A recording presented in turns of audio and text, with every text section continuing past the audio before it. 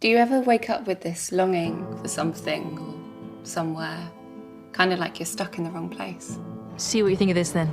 Ta-da! What are we looking at? Bacteria, viruses, all huddle on the surface area like little microscopic aliens and monsters. It's scary. Which is exactly why we're here.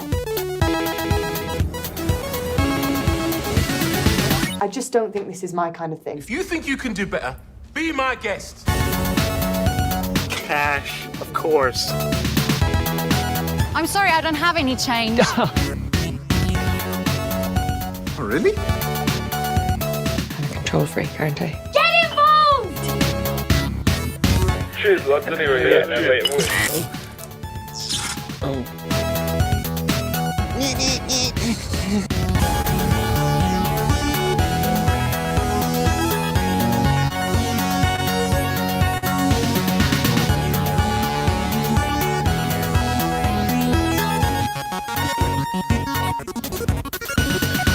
Why don't you come back next week? Hi, welcome back to day 7 of the People's Film Festival. I'm Festival Director Dustin Curtis Murphy. We have 50 short films streaming at kinoshortfilm.com/the People's Film Festival, and you can access all of them today and tomorrow for Pay What You Can Afford. You can also vote for your favorite filmmaker to win our £1,000 film fund. We've hosted some great live stream conversations the past week, including filmmaker Q&As, a festival directors roundtable, which gave filmmakers insights into how to make their short films festival ready, and a discussion about the short film The Rape Clause and Uniting Against Sexual Violence, co-hosted by Survivors Network. If you missed any of these live stream events, then you can find them on our YouTube channel. Please like and subscribe. And right now I'm chatting with 3 filmmakers who have official selections in the drama category here at TPFF. I'll introduce them as I bring them into the room. First up, we have Amy Rich from Car Keys. Hi, Amy. Hi. Welcome to the festival. Thank you very much. And we have Gareth Brierley from People's Show, Last Day.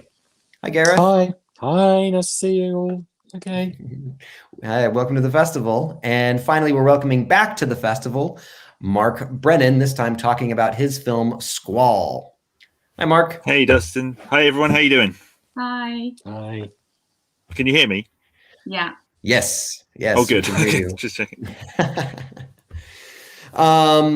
Well, first off, congratulations on making official selection into our festival. We've loved your films, hence why we've decided to program them. The audience, if you've been watching along with all of our other Q&As, we have a bit of a background on who Mark is, since he's also the festival director of Exit 6, who participated in our festival directors roundtable. But let's start off, before we chat about your films, just by giving the audience a bit of context about yourselves and who you are. Amy, we'll start with you. Tell us a little bit about yourself. Okay. I'm Amy. I'm a screenwriter and I'm based in Bedfordshire. This film that's got into this festival is my first short film that I've actually managed to make. I've now got another one in post-production at the moment. So yeah, I did an MA in screenwriting 10 years ago, and yeah, since then I've been sort of concentrating on screenwriting. Nice. And I was just reading your bio, and it says you did a short comedy lockdown film called Parents Together Forever, which was optioned to Old Hall Films and filmed on location all around Manchester. Is that right? Yeah, that's right. So I've seen a few cuts now. That's looking really good. Yeah, I'm excited about that one. Nice. And Gareth, why don't you tell me a bit about yourself? I was reading your bio as well. I know you're a very well-versed actor, writer, director, theater maker, and you're based in London, and you're very involved with the organization People Show. So tell us a bit about yourself. Well, with People Show, it's People Show is a theatre company that's been going since 1966. So I was reading that, yeah. Second oldest in the country. So, and I think only recently they started we've started making films. So we did a film about 5 years ago called The Jossers, and I directed that, and then we decided to do another one last year for the last day, which is kindly in the festival. And the whole point of the People Show, it's like a collective. So it's the idea it's a group of artists all together. And generally, when we make shows, we never have a director. But with film, of course, as we know, there's kind of hierarchy in film. And so we've worked within that model, but we still, and like you see with Last Day, it's still a collaborative production, really. It's still kind of everyone's voices, even though we've still got those roles in place. Yeah, well, people... Sorry. Nothing. No. What were we going to say? I said People Show sounds like an absolutely fascinating organization, and I've definitely written some questions down just about how that works as far as the non-hierarchical side of things. But yeah, I didn't mean to cut you off. What else were you? No, that's it, really. No, I'm just saying that I work as a director and a writer and an actor, but I'm getting too lazy to do acting now. And saying that, it's harder work directing. Acting's easier now. Just turn up and do lines. So I've just worked. Nice. Mark, why don't you give an introduction for yourself, just in case people missed our Festival Directors Roundtable? Sure, of course. My name is Mark Brennan. I am the festival director of the Exit 6 Film Festival, which takes place in Hampshire once a year. I'm also a filmmaker, obviously, because I've got a film in the People's Film Festival this year, which for me is both wonderful and terrifying, because as someone who runs a film festival, I've watched a lot of short films over the last few years, but it's been a while since I've been able to make one. So it's a bit of a nerve-wracking thing to finally make one, having sort of watched so many other people's over the years. So it's thank you for having me part of the festival this year. Yeah, absolutely. Well, Squall's a great film, and we'll chat more about it. So before I end up saying too much about your films, I'm spoiler sensitive. So if you guys feel like spoiling anything, by all means. I'm sure some of the people watching have already seen your films. Some might have not. So spoilers are up to you. If you start going down a spoiler route, I will probably jump on it and ask you even more digging questions about your fantastic work. But why don't you just start by telling us about your film in a nutshell, as if we haven't seen it yet. So Amy, why don't you tell us about Car Keys? Okay, Car Keys is about a carer called Keith, who's got lost in his everyday routine. Basically, he's looking after his mum, and by doing this, he's kind of not living. She's not living because she's bedridden. But just so here's maybe a spoiler, but just before she dies, she does something that's ultimately going to set him free. It's kind of like, I wanted to sort of focus on the person who's often overlooked. When you're caring for someone, the spotlight's on that person who needs the care. And yeah, I just kind of felt like I wanted to tell the carer's story. And also it's like this question over, death, like living and death. It's like sometimes living isn't living, and death is like, well, actually, is it a new beginning? I just wanted to kind of explore those sort of things. Yeah. Well, there's definitely some very poignant moments in your film, which I'm sure we'll discuss. And I want to definitely get into talking about the motivation and inspiration behind your film. That's going to be my next question, so you can prep there. But as far as, let's move to Gareth now, and tell us about Last Day, which is just this very creative, dreamlike film that you directed. You described it better than I'm going to describe it. I'm terrible at describing and pitching my film. It follows the role of Sydney, who's an HR manager who's been 30 years in a sock factory that's shut down. And he's on his last day going through the factory to get his stuff from his desk. And as he goes, he's sort of haunted and reminded of all the people who worked there over the 30 years, how he started from the beginning of the factory floor to where he was. And we talk about basically how his job in the end was to tell everyone that they'd been made redundant, and he was given a payout to do that. And the whole bit of the film is whether he will keep that payout or give it to the workers' fund. And that's the kind of nature of that thing. So it goes into a very dreamlike world, into fantasy, and he's kind of haunted by the place. Yeah. Well, yeah, great work on it. Very creative. I loved the sock puppet board meeting sequence. That was absolutely brilliant. Mark, why don't you tell me about Squall? It's a drama, yes, but there's a lot of humor in there, but very realistic humor rather than punchlines and jokes. But ultimately very poignant with a really powerful score. So tell me about Squall. Oh, well, I'm glad you spotted the humor in there. Yeah, definitely tried to make sure there was some of that in there so it wasn't too po-faced. But Squall is about two strangers who are at rock bottom in their lives for very different reasons, who meet in unusual circumstances one evening and go on to kind of show each other during the course of that evening that there is the possibility that their lives can be better. They can get better. The film is meant to be about the kind of respite that can be found in the company of strangers who you're with for a few hours, and they don't know everything about you. You don't know everything about them. And it's a bit of a break from, say, for example, if you're around friends that know you've been through a trauma, and they will be, you know, are you okay? How are you doing? Whereas if you meet someone who doesn't know anything about you, they just meet you for you, and maybe just for a little while you act like the person on the outside of everything that's troubling you, I suppose. But that's what the film's about. Nice. Let's go into talking a little bit about the inspirations behind your film. Amy, I understand yours comes from a personal story. How much would you like to talk about that? Well, I bet I had, hadn't I? So yeah, basically my dad got ill in 1994, and it's like a brain injury, so it resulted in some like serious like changes in all of our like family lives, and yeah, as a result it's kind of like I've seen my mum take on a caring role for him, and I've helped care for him as well, and it's just kind of like seeing how it can really it changes so much when you've got to care for someone who needs so much kind of care, and it's just kind of like how you can lose yourself in that routine, and it's kind of like your safety net, that you've got these coping mechanisms and you kind of need them, but at some point you need to, I think, you need to sort of break out of those, and that's like, when kind of good things happen, and that's kind of what Keith does.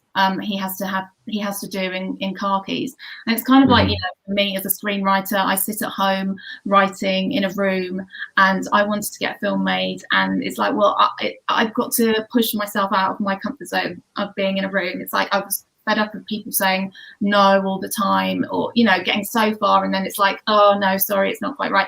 So it's just like I was just like, okay, I'm going to do it myself, and so I had to take a leap of faith, just like Keith did. Basically, Keith is me. Yeah, it's just like push yourself out of your comfort zones and get out there, really. Yeah. Yeah. Well, it's a beautiful film. I love the journey that Keith is on throughout it, and how you do start to see him sort of bloom and flower in his own way, and then the final moment. Oh my gosh. Won't spoil it since you haven't spoiled it yet, but that just, that gets you. Oh, thank you. That's really nice to hear. Thank you. I like to get people. It's a very powerful final scene. Everybody should go watch it. Thank you. Gareth, I don't know much about the inspiration behind Last Day. What was the inspiration behind the film? It's a very strange, it's a weird one, this one. We try to make stuff sometimes in theatre that we start stuff from scratch. This time I knew I had 30 young artists to work with, and so that was the first bit, and we thought, let's do a film. And then I got offered a huge warehouse space in Wandsworth, so we had that, and then me and Fiona Cruz, we wrote the script around the space. Then that space fell through. So we had to find another space that looked like that space to fit the script we'd written around. So that's where it came down. We had this idea about what these old kind of used big warehouse spaces were, and that's where it came from, really, about kind of like how we have got all these, especially now after COVID, we have more of these kind of like empty places full of kind of memories and ghosts and people's lives who, you know, people working somewhere for 30 years, it's a major part of their life, and they're kind of like empty and desolate sometimes, and they don't change, and that's the kind of themes and ideas that started it. But it was a very unusual way of beginning a film. Well, I like the way that it begins, and actually I recommend a lot of times when I'm teaching film and giving advice to people within the network as well, you know, definitely see what's in front of you and start by utilizing those pieces rather than writing something and envisioning something that might be, you know, without of your scope to produce. So I think it's a very sound starting point. Good. Mark, what's the inspiration behind Squall? The initial inspiration is something that's entirely unoriginal, and that is the opening exchange in the hotel bar between the main characters. I dreamt. I just literally had that dream, and I woke up the next morning and I remembered it, and I wrote it all down, and then I couldn't shake it. I couldn't forget it. It wasn't a dream I forgot. I found that proposition so interesting, and then started thinking about what trajectory those characters could have been on to put them in that path to meet each other that way and receive each other the way they do as well. Not just kind of, sometimes someone you don't know might come up to you and say something overly personal about themselves, and some people might react to, whoa, don't know you like that, just goodbye kind of thing. But if two people who are both can see each other, that they're in a bad way, and as I said, like the way they receive each other, if they're in the right place to do that, that just got me thinking, what would put them there? Why would they be in that position? And then the rest of it was them playing on experiences I've had. I know a lot of people have that have, when they're feeling particularly low or dark, or sometimes have been at gatherings or social occasions which have been unexpectedly fun. You know, perhaps they've been dreading going out, and then they have gone out and they've met someone that they've just kind of clicked with, and just for a little while, it's just a slight distraction from all the stuff that's still there, but it just gives you another perspective, I suppose, on how to deal with those things. So it all kind of melded together from that dream initially just to a bunch of other experiences thereafter. Yeah, interesting. And I think what makes your film unique and interesting as well is it's not a romance. You know, it's about a friendship. It's about two people finding each other without that romantic spark involved, which feels fresh. Yeah, it was very important to me that it wasn't a romance or a love story in any way, that it was really just kinship and a recognition of a similar kind of pain and pathos that they're seeing in each other. And I think if it turned into a romance of any kind, I think that would have all been lost, and it would have been about two people that are attracted to each other, and that's not what it was ever meant to be about. So yeah, it was very deliberate to keep it entirely platonic. Nice. Let's take a moment to talk about some of the collaborators that you worked on within the project. Amy, you're obviously the screenwriter. I know Car Keys was directed by David Anderson, and I was having a look at his bio as well. I know he trained at the London Film School, mentored by Ken Loach, which is very interesting. How did you meet David? How did David come on board the project? Okay, so I had the script, loved the script, and really wanted to make it.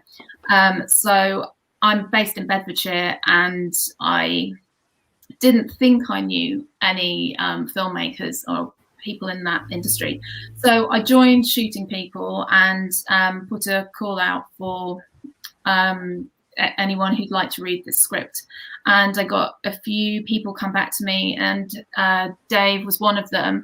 And so I had a few conversations going on, but I just immediately knew, even though he came back and said, oh, I really love the script, but I don't think I'm the right person to make it because of money. I was just like, no, I'm not accepting that. I know you're the right person.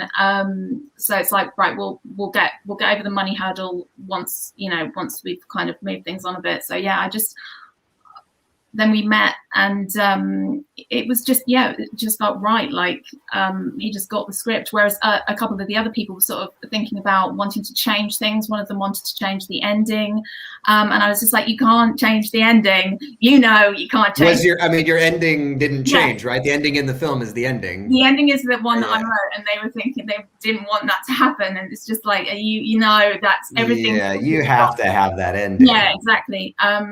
So yeah, like it just felt right from the start, and I'm just glad, I went with my gut, and yeah, we overcame the money issues later on down the line. So yeah. I want to ask you about your other collaborator as well, producer Claire Robinson, and when she came on board, and maybe that is what helped unlock the money, because all filmmakers are wondering, how do I also unlock money? I know she is a twice Children's BAFTA nominee. Can you tell us about your relationship with her and how she came involved in the project? So I met Claire through one of the actors, Linda. But actually, Claire is another mum at the school that my kids go to. But we'd never kind of like crossed paths. So yeah, she came on board. Unfortunately, money didn't come from there. We had to crowdfund. So yeah, we kind of wanted to get things moving, and I felt like crowdfunding was the quickest way to go about it, instead of sort of applying to funds and then waiting. And it was just like, I felt like I'd already waited too long to get things happening. So it's like, no, let's crowdfund. So yeah, she came on via an actor who lives locally, who I've met at a toddler group. And then we've got another actor, the main actor in it, who plays Keith, Robert Dawes. Mm-hmm. He lives down the road, and I was just sort of brave enough to kind of like ask him if I could take him out for a coffee and sort of pick his brains about things. And it was just like, oh my God, am I really going to do this? And yeah, he was lovely from the start. Yeah, he was great performance. Yeah, such a lovely guy, and just really generous and kind, and said he loved the script, and if we could get it off the ground, then he'd be happy to play Keith. And it was just like, I was just like, okay, I have to make this happen. It's Bob Dawes, I've got to make this happen. So yeah, it all kind of just started to sort of slot into place. Nice. And just on a tiny little side note, I've worked with one of the actresses in your film as well, Rachel Sparks. She was in my film Nora. So when I saw her face pop up, I was like, oh, recognize you. Yeah, she was great. She was lovely. Gareth, why don't you tell me about your collaborators? I definitely want to know more about the university students and how they became to be involved in the project. And also I want to hear more about People Show, since they're such a interesting organization.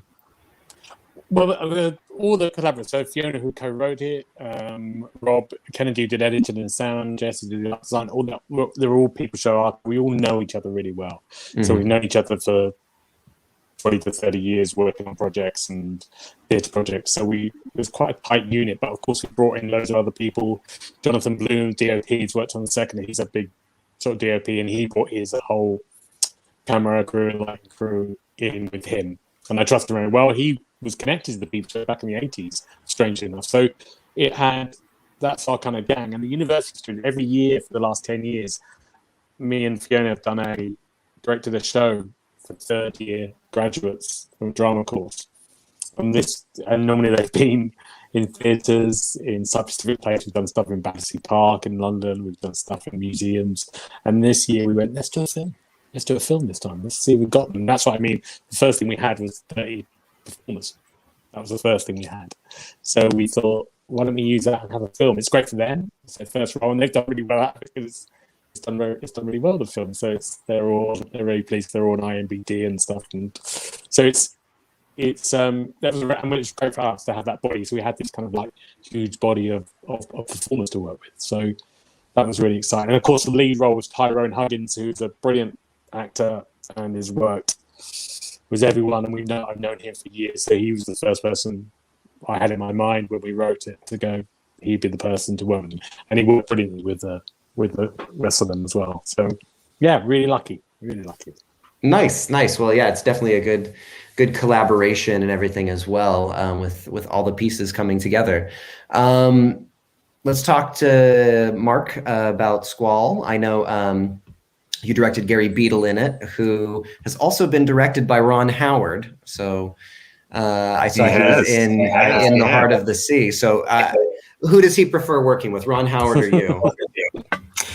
Maybe he just likes working with gingers. I think both me and Ron are of the red persuasion, so maybe it's. I wouldn't like to compare us. No, he obviously Ron Howard, no, obviously, yeah.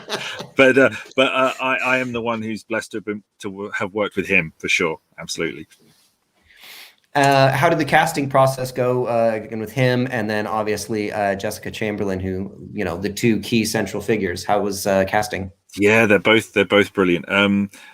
Gary was the only actor I ever wanted to play Ben. I remembered him from a role in EastEnders years ago, long time ago, and I remember his exit in particular from the show. And I thought one day I'm going to write something, and you're the guy I'm going to have to play that role. Don't know what it is, but you're him whenever it happens. And I was just so fortunate that one, he was available, and two, he was willing and interested to be part of the film, which was a blessing. But we didn't have any kind of rehearsal or prep before. Literally, he arrived on the Friday for the 3-day shoot. That was the first time we met, when I picked him up in the train station, and that was it. And then we're away. And Jessica is a good friend of mine, and I talked to her a lot about Squall in its kind of progression as a script, and she read it and she recorded it for it, and the more I talked to Jessica about the whole thing, I was like, oh, I really want you to play this part as well, and I can see the pair of you together being brilliant, and they were. So I was in this odd position on the Friday of a 3-day shoot of meeting an actor for the first time, hoping he'll be great to work with. I know he's great, but I'm hoping he's going to be great to work with. And then Jessica, who's a good friend, but I hadn't worked with before, and then hoping that they like each other, like at the same time, because they had the whole thing. But it kind of worked because they were complete strangers in the film, and they met kind of as strangers over the weekend. And I mean, as you can see, they hit it off brilliantly. They were great together, and just so much fun to work with the pair of them. Honestly, it was a joy. Did you shoot the film in sequence, or did you have to shoot it out of sequence for production reasons? We started shooting out of sequence, but mostly it was in sequence, which actually ended up being lucky for us, because there were certain things that happened across the shoot that we were then able to, well, that thing stopped working, but that's fine. This thing on screen isn't working anymore, because we'll just remove it for the next shot. It's not like, oh, but we had it earlier and we need to see it later. So because we shot it all in sequence, it helped us a lot. But it was a long weekend. It was 3 nights. Across the 3 nights, I probably had 5 hours sleep. Up during the day filming as well for the flashback sequences that are in there. So it wasn't just everything at night. There was some daytime stuff as well, and it was a slog, but I loved every single second of it. It was brilliant to be filming again. It really was. Nice.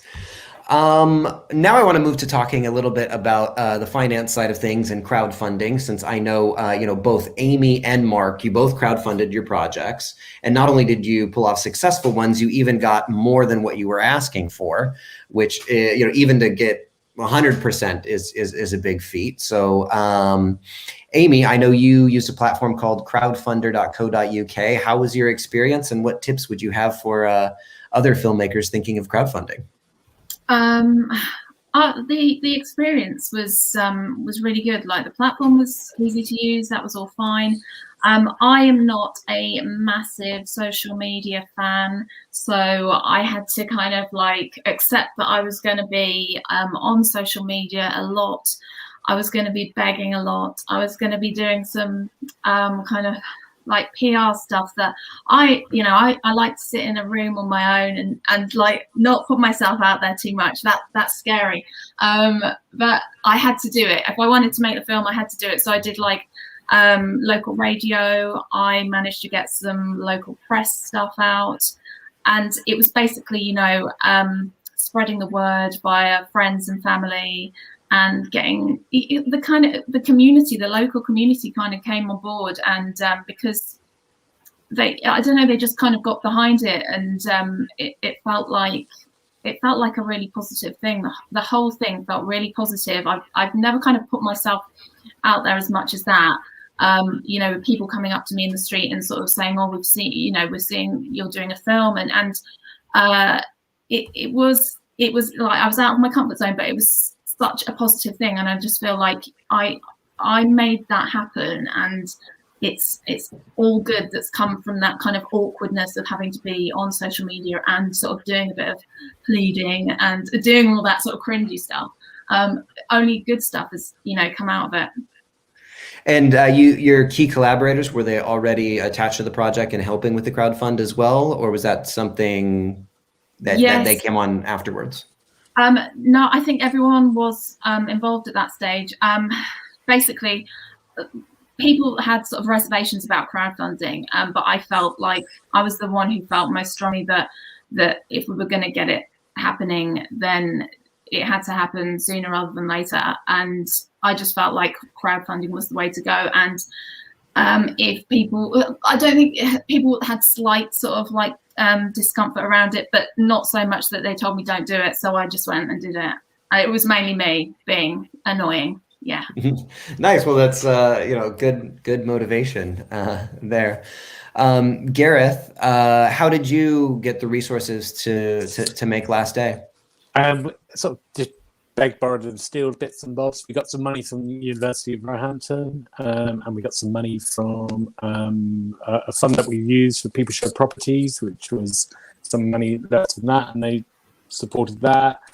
Bits here and there, really. It was just like a scramble of stuff together, really. So, but we didn't do a crowdfunding source. We didn't go down that road. But I think crowdfunding is I think that's a brilliant way of doing it. I think it's great. I think there's been so many really interesting stories from that, and how to do it from Kickstarter as well. I think it's a great way of financing projects. No experience crowdsourcing though? No, no, what Amy's just said there is just brilliant. It's just, I think you need that kind of go for it. You got to kind of just that perseverance, I think, and to go for it. So I'm just really bad. I sort of just give up too easy on that stuff like that. But I think I'd like to do another project. I would look at other future projects and looking for crowdsourcing.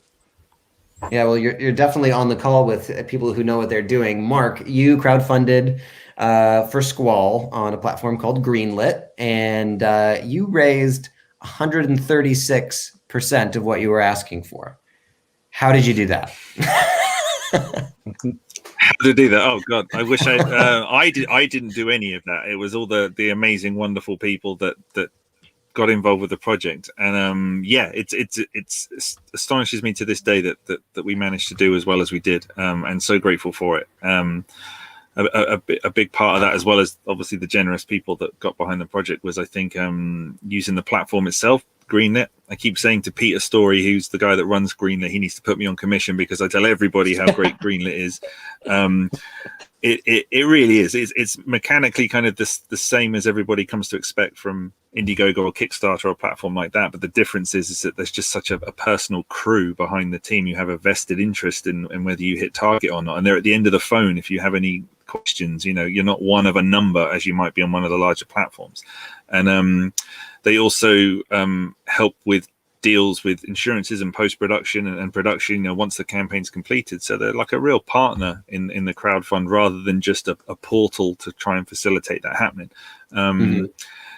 With regards to how to do it, it's hard. It's so hard. Like, and once it starts, that's your life, like until it ends again. And it's definitely more than a one-person job, that's for sure. Yeah, it's tough. But if anyone feels like going down that road, and I think it is a great road to go down to get your films made, then yeah, I would suggest Greenlit for sure. And I've worked with Peter before as well, and I know Greenlit is specifically just for crowdsourcing film, rather than a crowdsourcing thing like Kickstarter, which is a bunch of projects and products and other things as well, right?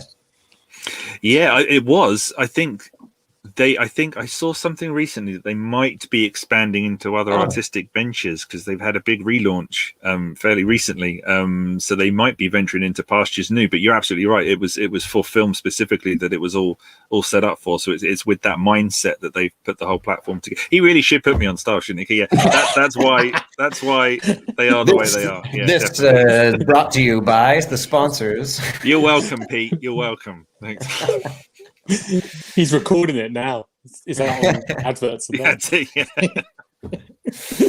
Nice. So let's talk just a little bit about the production days itself, and maybe just some of the stories behind scenes and some of the challenges that you overcame. I always think it's good for filmmakers who are listening to hear of problems that arose that maybe were unexpected, and how creative filmmakers found creative solutions around them. So, Amy, I'm assuming you, even though you wrote that, you were probably on set during all of the production days. Can you tell us what the on-set experience was like?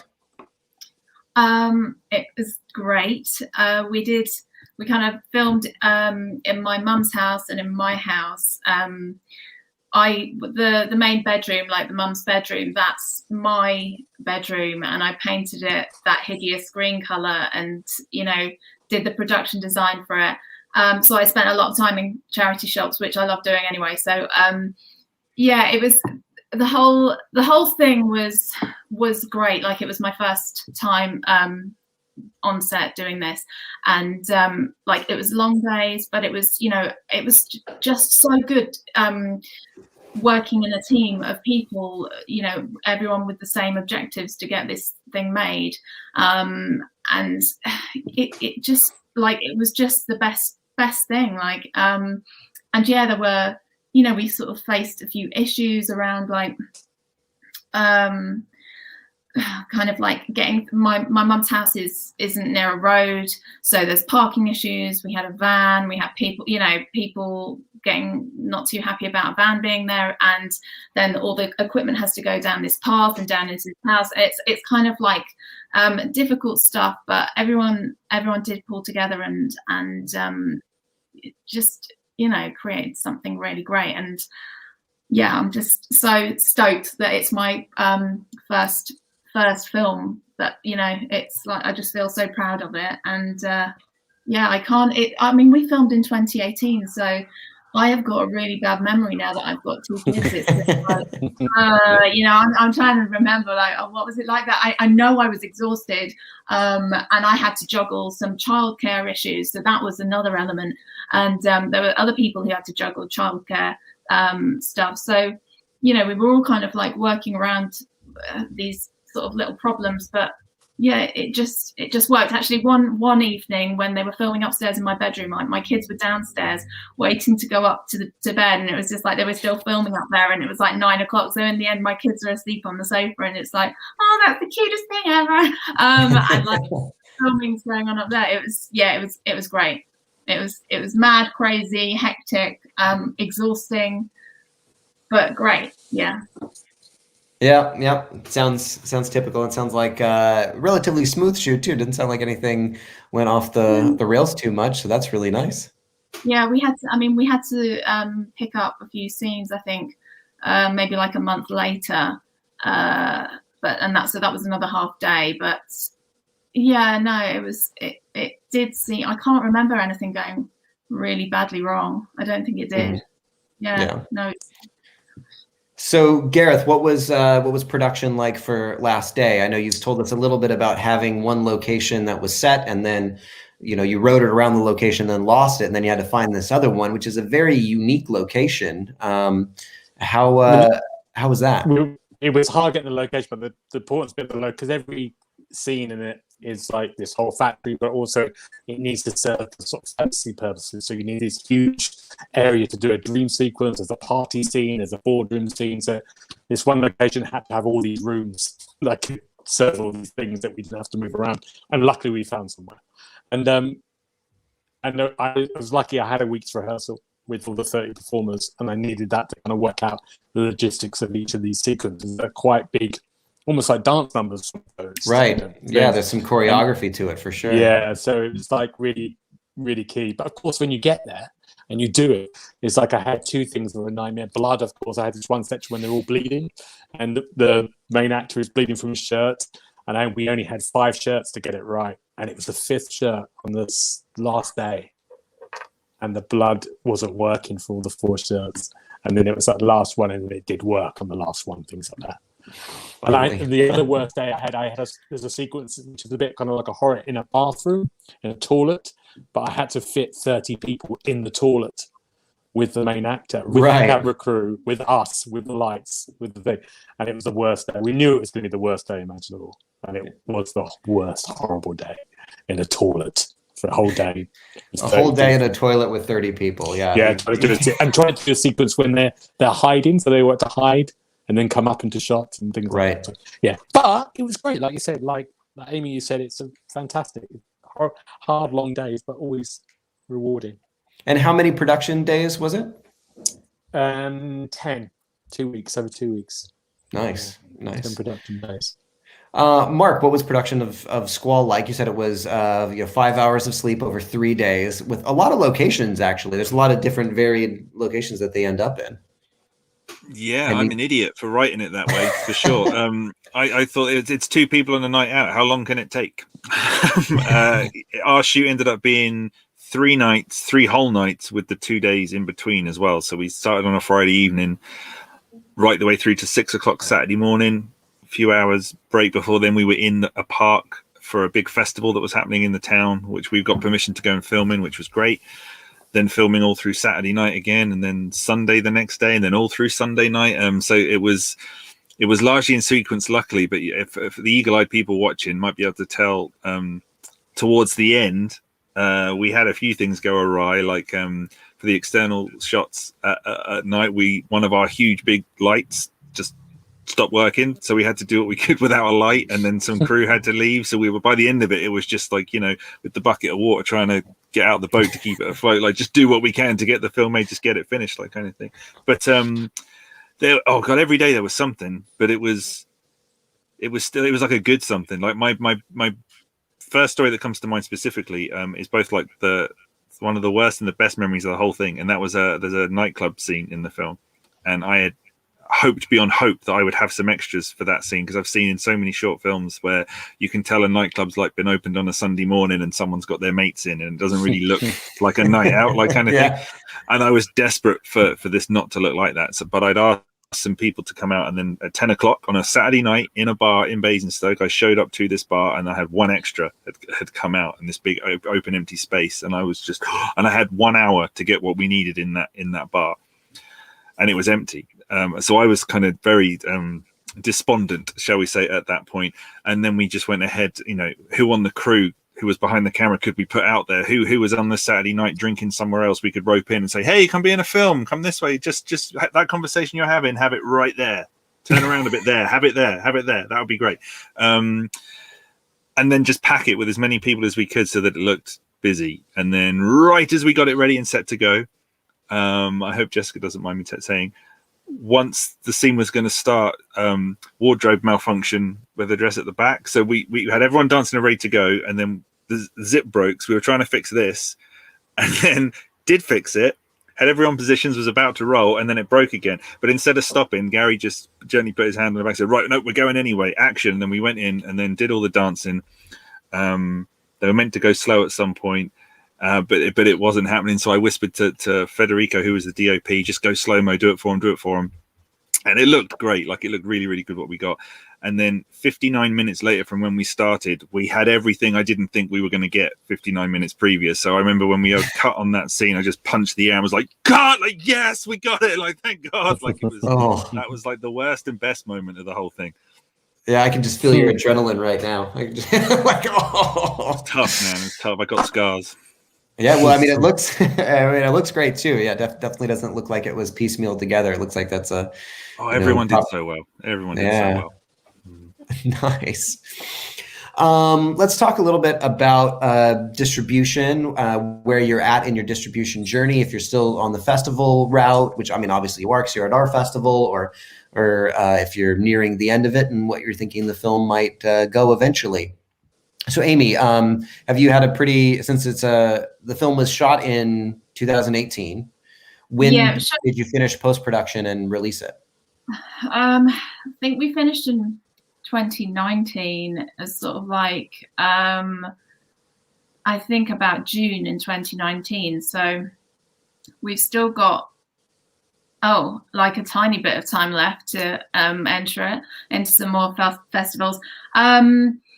I don't really know about this side of things. Me and Dave have sort of done we did a festival strategy together and spent a hell of a lot of money entering festivals, which, you know, I didn't know about that side of things before doing this anyway.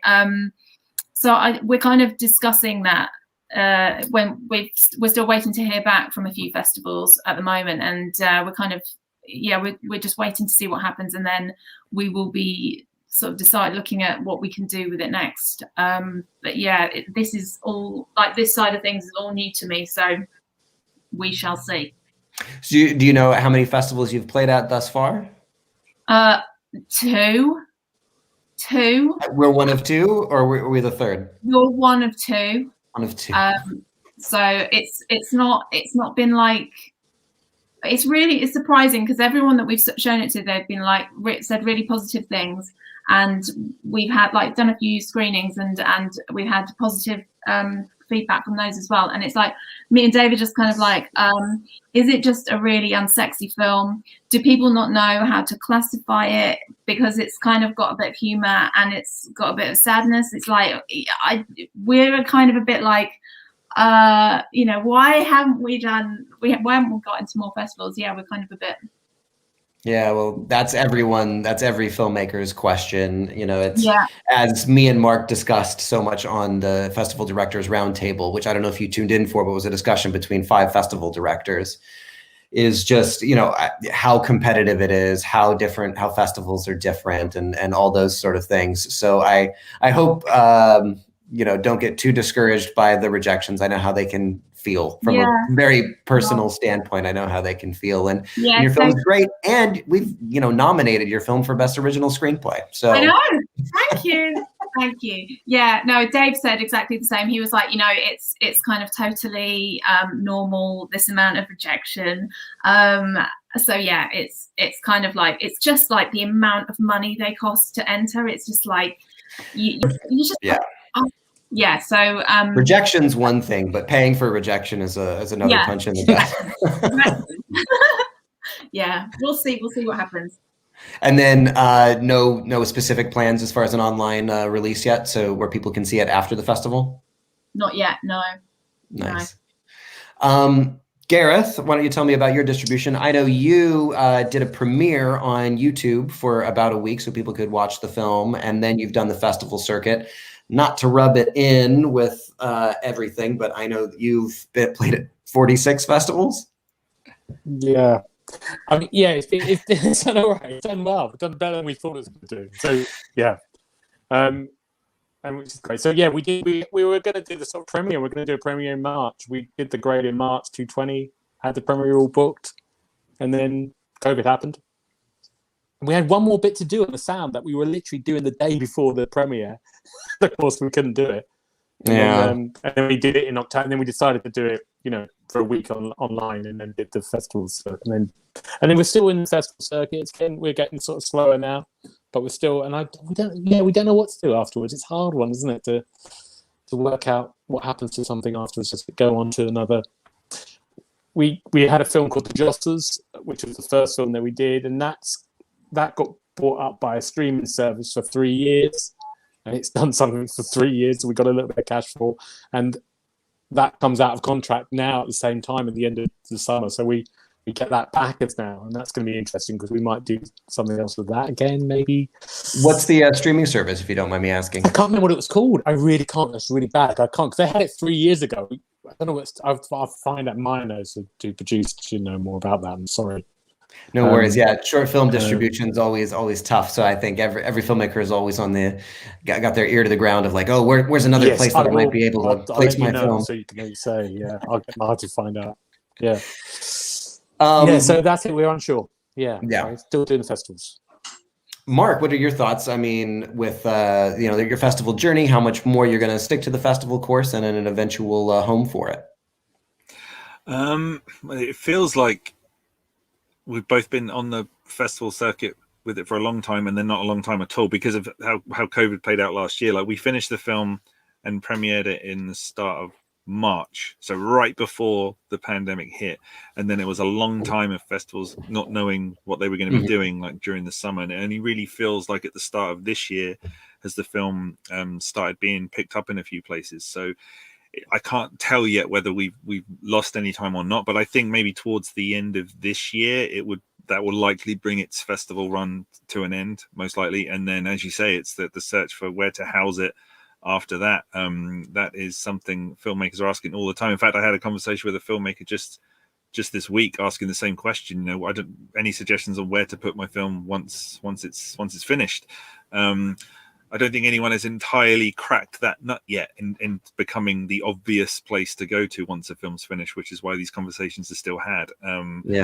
So I guess we'll wait and see what's around come the end of the year. But at the moment, no ideas just yet. Well, one of the things that we're working on is we started a short of the week program. It is by no means taken off yet. And, there's some bigger platforms that can probably get you a lot of more views. And, we're non-exclusive. So once you guys do decide to release your films online, send it to us. We'll write a little blog about it and give you a little bit of a bump. And then you can put your film wherever else you want as well. Thank you. Brilliant. Well, there you go. If you said that before, that would have been part of my answer. There you go. That's where I'm going to end up. Thank you. So, what are you guys working on next? And since we're not here to, in person and we can't meet other future, collaborators, what are you working on and what are you in need of? And if there's a certain collaborator you're in need of that might be listening, how can they get a hold of you? Amy? I'm part of the network, which is like the Edinburgh TV Festival's sort of new entrance scheme. So I'm working on some children's TV scripts at the moment. So I've got a sort of an older kids sitcom about a band, and I'm just writing a younger kids animation at the moment. So that's where I kind of see myself going. So I need money. I need someone to pay me for my writing. That's what I need now. So, but yeah, I've got a mentor at the moment through the network, and it all feels like it's going in the right direction. Finally, after 10 years later from doing my MA, it's like, I feel like I'm nearly about to get paid. Mm-hmm. Here's hope. Well, there's so much of it as you start off as an artist, and I think there's kind of a general misconception that I mean, I'm from America, so I think of it in Hollywood terms, that you just show up into Hollywood and get discovered. But most of the time, people have to just start making the work themselves if they ever want to get anywhere. And that's why it's, so commendable that you just said, okay, I'm going to crowdfund this thing. This is the director that I want. And boom, we're going to get into production. I'm not taking no for an answer anymore. Yeah, too right. I've had enough of people saying no. It's just like, no. Why do people get to say no to me? I'm going to say yes to me, and I'm going to do it myself. That's, you can't let other people's opinions kind of dictate what you do with your life. Right. I love it. I agree completely. Gareth, what's next for you? And are you in need of any specific collaborators? We always look with people shows. We always look to working with people and getting involved with people. I think it's always great. With looking at doing a couple of more shorts, maybe at the end of this year. So we're in the middle of kind of having to think about those at the moment. We've got a couple of ideas to go with, so we're going to have a look at that and see if that's possible. See if we can get some money for it and do that. That'd be quite nice. We're trying to work our way of maybe linking them. Maybe having a kind of little anthology of stuff, which would be quite nice to do if we can do that. Of course, that's more work, more kind of more money as well. But yeah, we really like to do that to kind of move that on. Really. I think it'd be great to have something.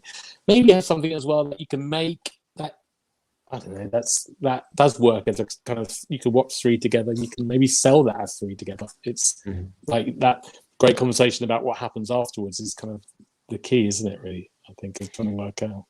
And if people want to get involved in People Show, where would they find you guys? Look at the website, peopleshow.co.uk. You can always get me on GB Brierley as well, on Twitter. That's always sometimes good. But yeah, so that People Show website is great. And also you get an idea of the history of the company as well. Nice. Mark, what are you working on next? And are you in need of any collaborators? Working on at the moment is mostly writing, so in my own head with a few bits and pieces, a shorter feature and a TV show as well. So unfortunately, nobody can help me with that. That's just me finding the time to sit down and do that. But one specific thing maybe is there's a short I produced that's in post-production at the moment, and there's a particular visual effect we would like some help with in our opening title sequence, which I'm told needs rotoscope. So if there's anybody out there that's good at that kind of thing, please come and find me, because we need that. So that would be good to talk to somebody about that for sure. Yeah. And where can they find you? You can find me on Twitter, Mr. Mark Brennan, or the Exit 6 Film Festival. Any of the contact forms or ways of communicating with Exit 6, I will absolutely find that. Or my website. Oh, I've got a website. I forgot that. Yeah, website. markjbrennan.co.uk. Nice.